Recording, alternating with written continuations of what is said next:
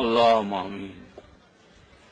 হে আল্লাহ, আমি এই পাওনাদারের জন্য সকাল থেকে বসে আছি।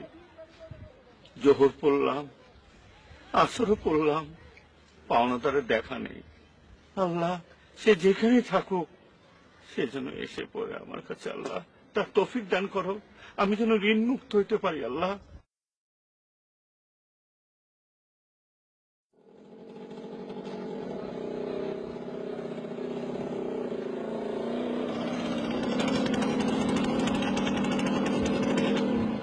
কি ব্যাপার মামা, তুমি এখনো এখানে আছো, বসে বসে কলা খাচ্ছ? এখনো পাওনাদার আসেনি বাবা।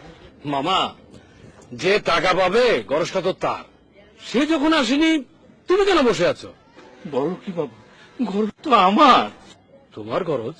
হ্যাঁ, পরকালে যখন টাকা চাবে তখন তো আমি টাকা দিতে পারবো না, তাই ইহকালের টাকা ইহকালে পরিশোধ করতে চাই। কারণ এই ইহকালে যদি আমি টাকা পরিশোধ না করতে পারি, আমি যে ন্যাক আমলটা একটু কামাই করেছি সমস্ত ওইগুলো নিয়ে নেবে। আমাকে তো পরকালে যেতে হবে, আমারও তো পাওনাদার রয়েছে। তাছাড়া আমি তো অফিসের ফাইল আটকে ঘুষ খাই, ঘুষ না পেলে ফাইল ছাড়ি না।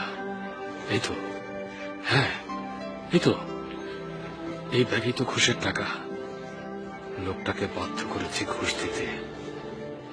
লোকটা কত মিনতি করলো, আমি আমি তার প্রতি কত খারাপ ব্যবহার করেছি।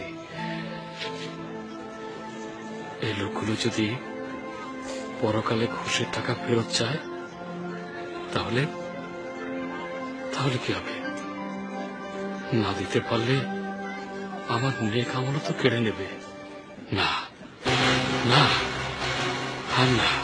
কি বাবা, এই ব্যাগ ফেলে দিলে কেন? মামা, মামা, এর মধ্যে টাকা আছে। টাকা? তো টাকা ফেললে কেন? মামা, এই টাকা ঘুষের টাকা মামা। আমি ঘুষ?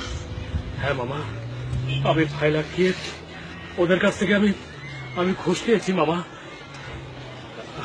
ঘুষ? কি বাবা? হ্যাঁ মামা, আমি